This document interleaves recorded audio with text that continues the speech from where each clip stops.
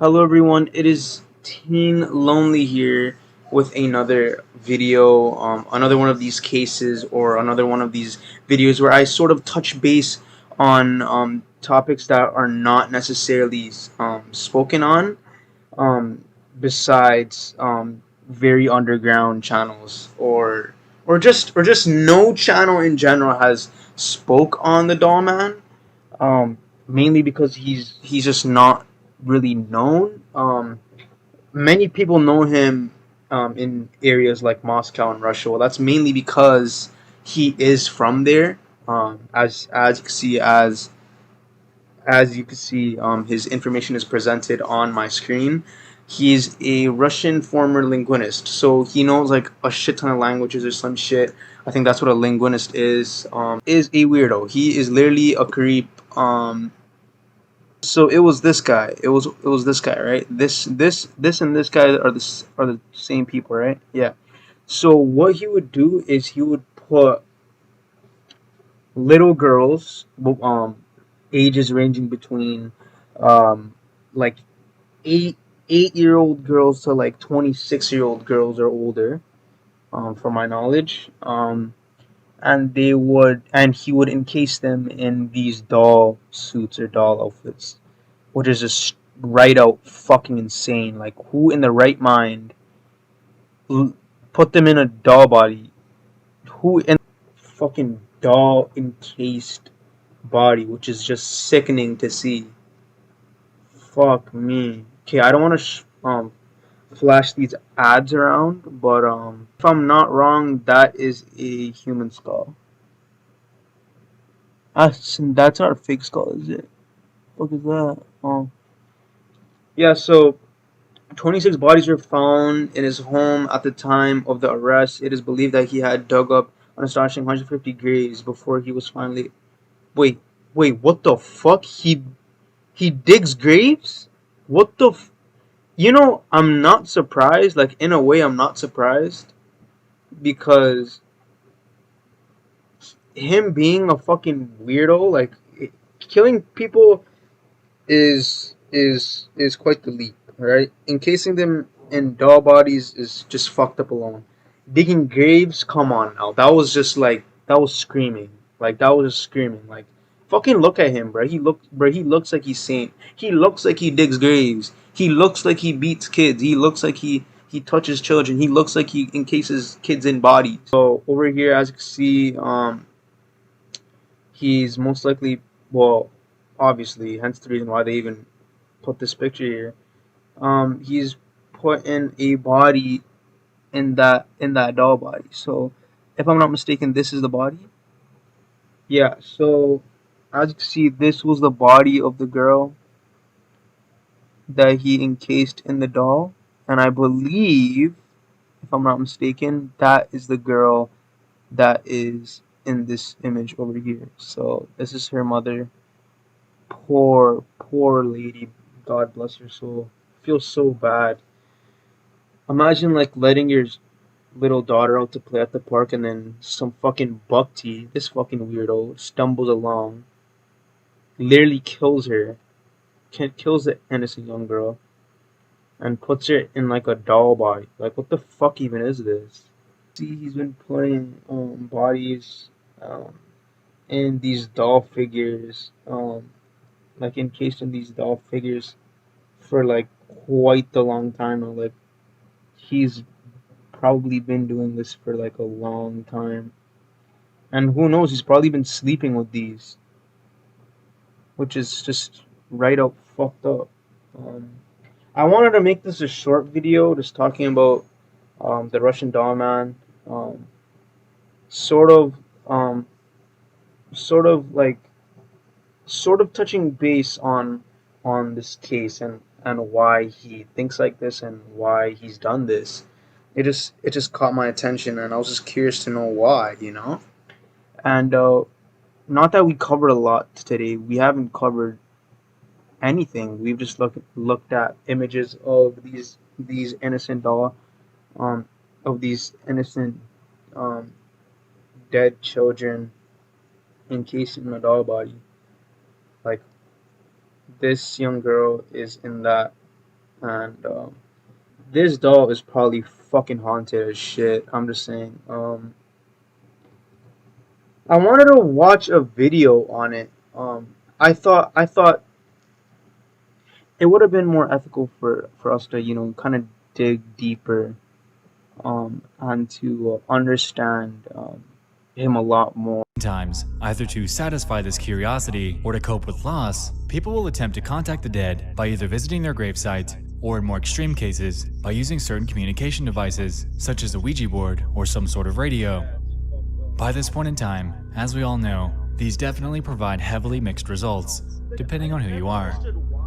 But what about Actually believe in like those like fucking ghost devices? Like, how the fuck are you gonna believe beeping in a dark room, like just beeping, and that what's that ghost box transmitter shit where like apparently like you speak into it and there's like radio waves and like just like make like weird goofy like daffy duck noises or some shit, and then like people like assume they're like saying freaky shit like that they're like, are you here with us? And like the box would be like it would sound like a fucking quacking duck, and then the person would be like, oh, they're in the room. They're gonna try to kill us. Ooh, there's a ghost in here. Like, shut the fuck up. Like, it's not fucking real, alright? It's fucking bullshit.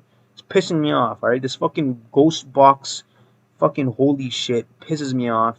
It makes absolutely no fucking sense, and is the best business scheme that's probably has ever fucking reached the market. Like, imagine having a business of selling fucking ghost boxes or like ghost radios. That's a never-ending business because there's always gonna be goofies and bucksies out there that actually believe in ghosts. They don't fucking exist, right? They're not fucking real. It's fucking pissing me off. Like a spirit sort of like feeling, like when you get like butterflies in your stomach, or that feeling where like you feel like you're not alone in a room or something like that. That is not a ghost. That's spirit, right? Spirits are not ghosts, right? But a gut feeling is like is yourself telling you that there's someone near, or like you shouldn't do something because something is kind of poking at you, right? You're like a sleeping bear and something's poking at you. That's what a gut feeling is. Ghosts are just a fucking goofy, wacky thing that us as children used to believe, and has been thrown out the window like fucking believing Santa Claus. Like, it's not fucking real, and get that through your fucking thick skull, alright? It's not fucking real, alright? When the fucking beeper. about those that take this fascination too far? Historically, we've had a few these definitely sites, or in more extreme cases, by using certain communication. Look at this device, right? When it turns red, it means like there's an actual ghost. You're telling me that you fucking believe a box that's just getting like just like admitting so you're telling me you're gonna believe a box that transmits like radio waves throughout the air? Like, I'm pretty sure if you bring this outside in like a foggy area, or like a humid place, or like it's like very windy, this will go red. It doesn't fucking detect shit. That's the one thing I had to come. That's the one thing I just had to fucking take out. All right, just had to take it out. It's been fucking pissing me off. All right. Bottom line, if you believe ghosts, unsubscribe to me. You're a fucking bitch. All right. Communication devices such as a Ouija board or some sort of radio. By this point in time, as we all know, these definitely provide heavily mixed results, depending on who you are. But what about those that take this fascination too far? Historically, we've had a few very infamous names pop up about certain people keeping dead bodies for themselves. Such was the case with Carl Tanzler, the necrophile that kept a deceased. Yeah. So this is the guy. Apparently, okay. So what he did was I think his wife died or something, and then he kept her like he kept her body like beside him like when he was sleeping and shit for like I think it was like 30 years or some shit. I don't know, but like apparently someone died, or like his wife died, and he like bathed her or like just lived with her corpse. Like, it's fucked up. And mummified 22-year-old in his home to live with him for over 7 years. This case is crazy in and of itself, but it's been covered time and time again. Because of this, I wanted to focus on a similar, if not slightly more extreme situation that came to light a few years ago, surrounding the bizarre happenings of a Russian man by the name of Anatoly Moskvin.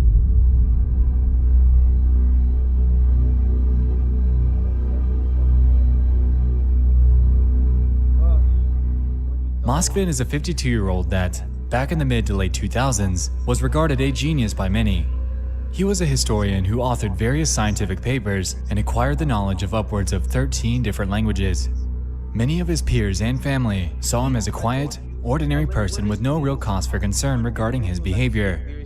The thing is, though, he had this unforgiving obsession with the afterlife, and the scientific papers and magazine publications that he would provide over the years would actually come to assist in explaining the secret and deeply outlandish behavior that he was committing right under everyone's nose.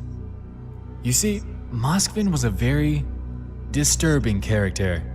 In late 2011, he had single-handedly thrown Russian police and media into a whirlwind down one of the darkest and most bizarre criminal cases in the country's history.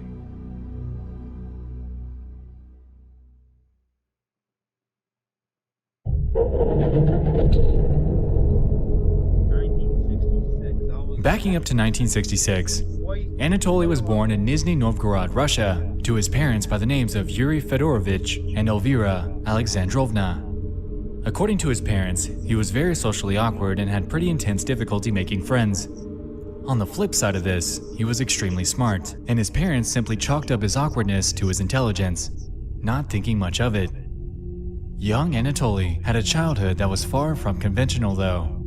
According to an account by him, for example, one day in the 3rd grade, he had returned home from school completely covered in bruises. As it turns out, these were caused by a man that raped him sometime that day. To date, it's unclear whether he ever relayed that information to his parents or not. This was far from the first odd instance that played out in his youth. In fact, one could argue that what we're about to discuss was the true beginning of his obsession with a very unconventional topic: the dead. This fascination stems way back to when he was only 13. In a local weekly publication that focuses on cemeteries and obituaries, Moskvin outlines a very strange ritual that he found himself tangled up in. In the publication, dated October 26, 2011, he explains that a group of men in black suits stopped him on his way home from school.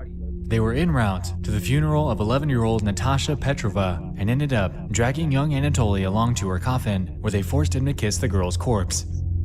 Further on in his writing, he explains that, quote, "I kissed her once, then again, then again." Afterwards, the girl's mother then allegedly placed a wedding ring on the 13-year-old's finger and one on the hand of her dead daughter. "My strange marriage with Natasha Petrova was useful," Moskvin claimed. Useful it was, as Moskvin's unapologetic obsession with the undead was just beginning to take root. After this, Moskvin began to have very ominous dreams about the dead girl. According to him, she would visit him nightly and would try to profess her knowledge of black magic upon him, whilst pleading for him to return to the village where the ritual had taken place. Apparently, after heading back there, the visitation stopped, but this would be short-lived, as once he ceased to visit it regularly, she would once again appear in his dreams. Reporting this to his parents was ineffective at best, as they simply took him to a doctor that chalked it up to Moskvin enduring puberty. With this diagnosis, he also went forth to prescribe him valerian, an herbal sedative that— Look. I don't want to be the one to say this. Well, it has to be said, but how the fuck? Okay, I know he's insane. Like, I know he's fucking ahead, right? But who in the right mind, like, finds love or sees love in a corpse? I never understood that. Like, how could an insane individual or a fucked up like any human on this earth knows that once someone's like a dead body or a corpse, right? It's just an indication that you shouldn't go next to them. Like, it's just an eerie feeling. It's just fucked up. And let alone having dreams about this bitch. Having dreams about fucking, like, making rituals and shit. Like, no, bro. No. What the fuck, bro? That bitch is fucked up. But that bitch is not an innocent young girl. She's a fucking devil, bro. She's a demon. She's She's not a human being. Like that's fucked up. That's actually very fucked up. And for him to like visit her daily, like is that's fucked up.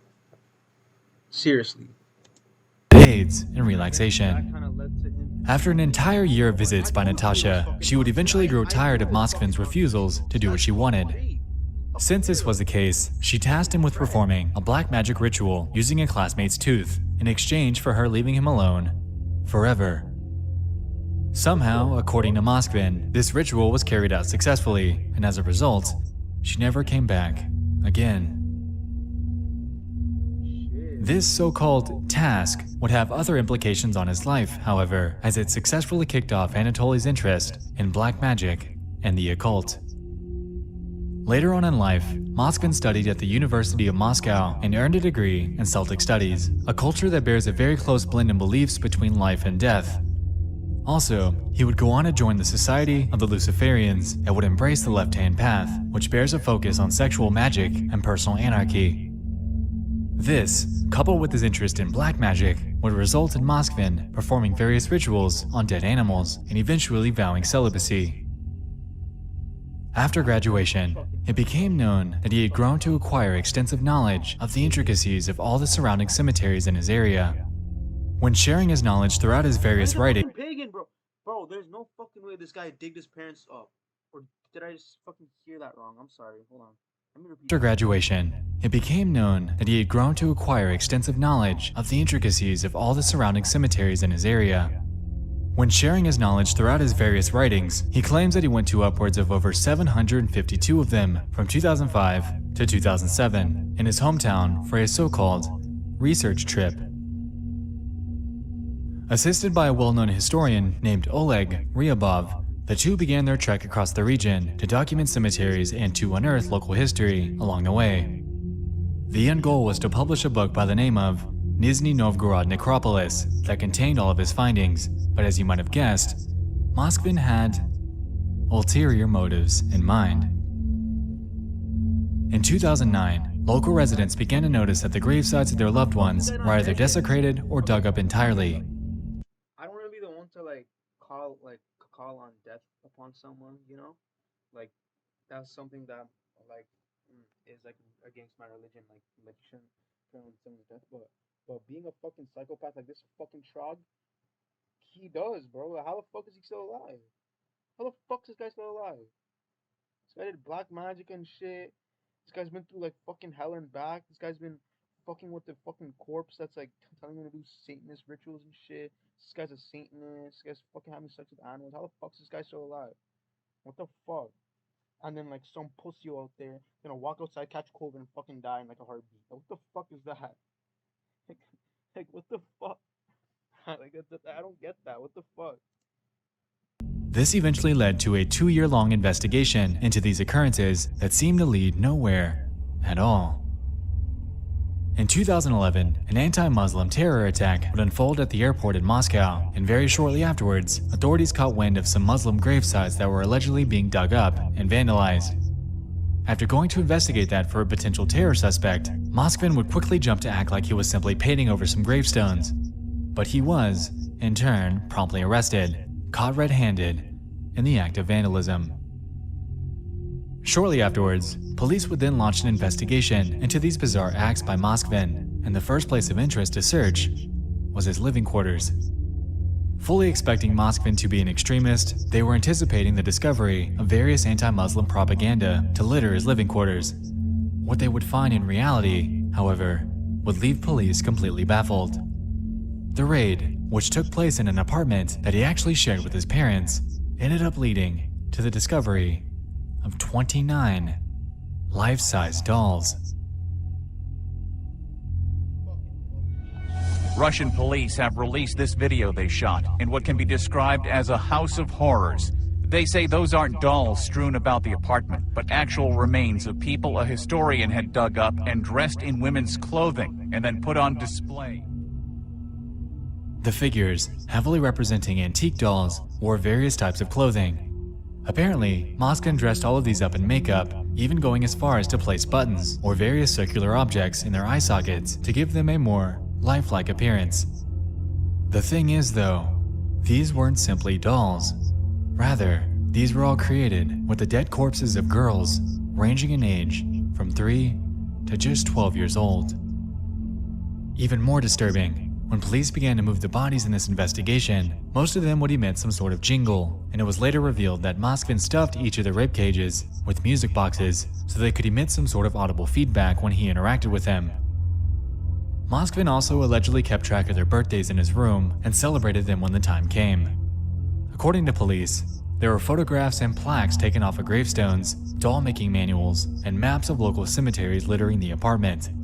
Furthermore, the clothes that most of these dolls were wearing were the actual clothes in which they were buried. Moskvin later admitted that he achieved structural integrity of the corpses by wrapping their legs and arms with rags before stuffing those into nylon tights. He performed this for each of their limbs and their faces before inserting buttons into their eye sockets as to, quote, allow them to watch cartoons with him. In police interrogations that followed, he claimed that he loved most of them. However, there were a few that simply wasn't content with. The ones that he had grown to dislike were promptly stuffed into their small garage and left to be forgotten. Apparently, he did all this out of loneliness.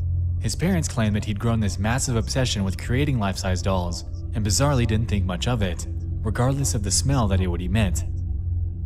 We saw these dolls, but we did not suspect there were dead bodies inside. We thought it was his hobby to make such big dolls, and we didn't see anything wrong with it, his mother claimed in an interview. According to a neighbor, there would be a constantly putrid smell that would emit from their apartment every time he passed by. However, he chalked it up to being a sewage problem below the building, not thinking much of it. Out of all the corpses that he kept locked up in his apartment, there was one of them that was with him for upwards of 9 years. With all of these findings by police, Moskvin was eventually charged with extremely heavy crimes. In late 2011, with new nicknames given by the media, such as Lord of the Mummies and the Puppeteer, Moskvin eventually confessed to 44 counts of grave abuse and was sentenced to a psychiatric ward shortly afterwards. There, he was diagnosed with schizophrenia and has been in confinement ever since.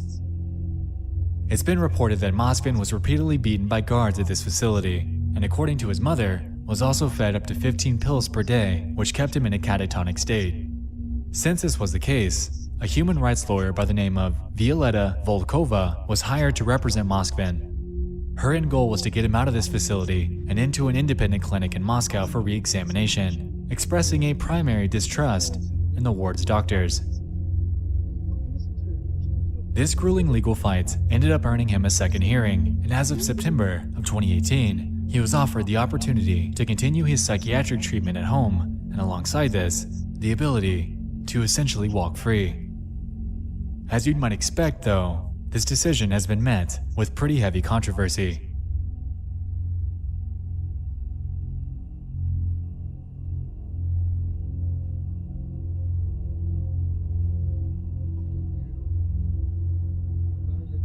One of the victim's mothers, a woman by the name of Natalia Chardamova, didn't realize that this entire time she was visiting an empty coffin when going to her daughter's gravesite.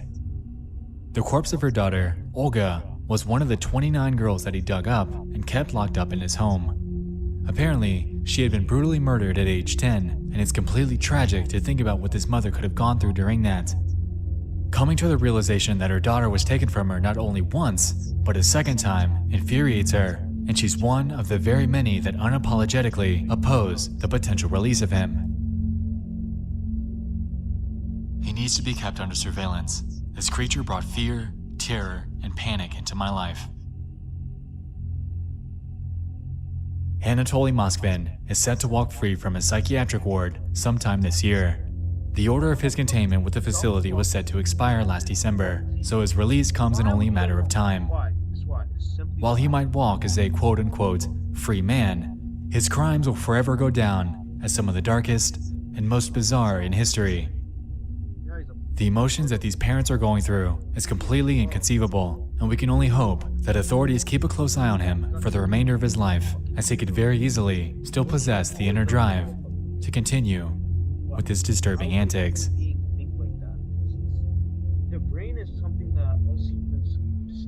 Thank you so much for watching. I'll see you in the next one. Thank you so much, Nexpo. Shout out to you. You're a cool guy. But yeah, that was the Russian doll man. Hope you guys like this video. Of me, me and Nexpo sort of breaking this whole thing down. But yeah, hope you guys liked it. See you on the next one. I'm gonna be playing a demo game on Steam, so be up for that. And I'm slacking in the fucking thing content. You could say Skyrim content, but you will be getting that soon. Thanks so much for watching. See you on the next one. Peace.